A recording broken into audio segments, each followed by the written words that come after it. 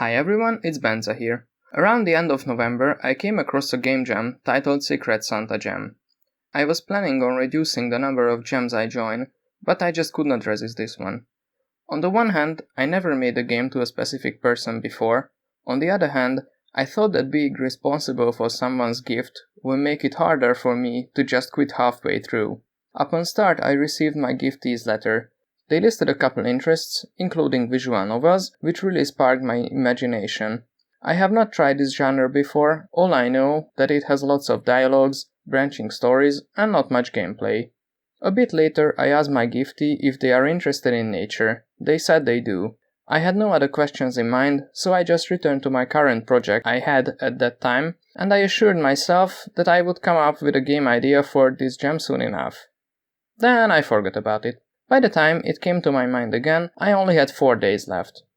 Visual novels and nature. My only hope was to combine these two, so I did. I made a game about trash.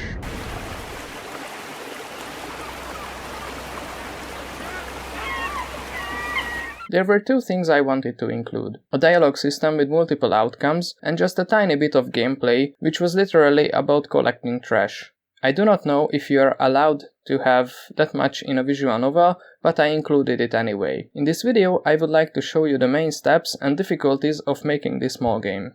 I wanted to have a seaside environment. Our oceans have lots of plastic waste in them, they are visible, they float, and they can be collected relatively easily. Ideal for a game in which you want to clean an area with a clear and visible result. I had access to low poly characters and trash items, so I wanted to make the environment in a low poly style to stay consistent. Luckily, lots of low poly environment elements are available on the asset store for free. I used the terrain to carve out the basic landscape. When that was done, I used the low poly models to create the details and to cover the terrain. For the water, I used the river auto material polygon. However, I found that for such huge water surface, river auto material is not ideal, so I will not use this method in larger projects. As usual, I use the HD render pipeline for great visuals and to have access to shader graph, which I needed for the wind effect on the vegetation.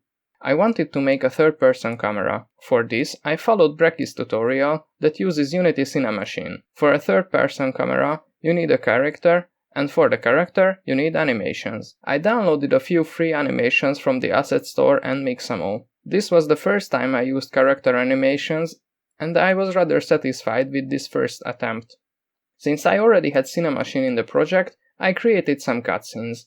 I used new stuff in the codes as well. I recently learned about events in C# and thought I could use them for the triggers of the trash pieces. When you want the script to be able to send data to another script, you need a reference for it. This is fine as long as you are using only a couple of scripts, but when you have lots of scripts, the number of references can be overwhelming. This is when events come in handy. An event works like an announcement. The script does not care which other scripts get the information, it just announces it, and it is up to the other scripts to take notice. Another benefit of events is that new functions can be implemented with ease. There are some good tutorials on events. I recommend CodeMonkey's video. I wanted to practice what I learned, so I used events whenever it was possible. I might create a separate video where I explain how the trash pickup system works. If you are interested, leave a comment about it in the comment section.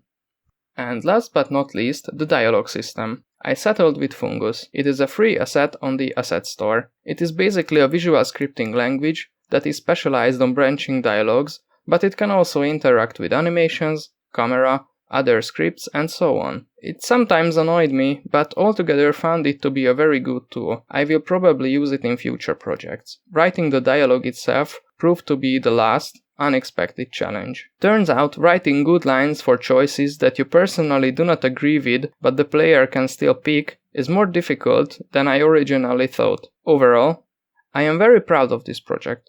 Not because it has deep gameplay or compelling story, but because I have learned a ton of new things while working on it and also finished it in a relatively short time. If you're interested, try the game out. It is available for free on itch.io. I put the link in the description. Also, if you want me to explain something about the game in more details, leave a comment. See you in the next video. Bye!